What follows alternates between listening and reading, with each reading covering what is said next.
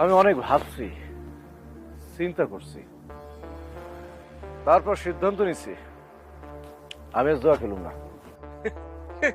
জালাল, তুই জুয়া খেলবি না? হ্যাঁ, আমি আর জুয়া খেলুম না, এটাই সত্যি। এই কথা তো আমার বিশ্বাস হইতেছে বন্ধু। মনে আছে এর আগে কতবার কিরা কসম কাইটটা কইছিলি আর জুয়া খেলুম না? কই পারছস? পারস নাই, জিন্দিগিতে পারবিও না, লজাই। আমার পারতেই হইব। আমি এতদিন যা করছি ভুল করছি, আমি আর জুয়া খেলুম না, এটা আমার ফাইনাল সিদ্ধান্ত। আচ্ছা ঠিক আছে, খেলবি না খেলিস না। জুয়া তো আসলে ভালো জিনিস না, মানুষের জীবন নষ্ট করে দেয়। জুয়া খেলার দরকার নাই। তুই যে এত সহজে বুঝতে পারবি এটা কিন্তু আমি ভাবতে পারি নাই। তুইও জুয়া থেকে দূরে থাক, জুয়া খেলা কিন্তু কোনো ভালো কাম না।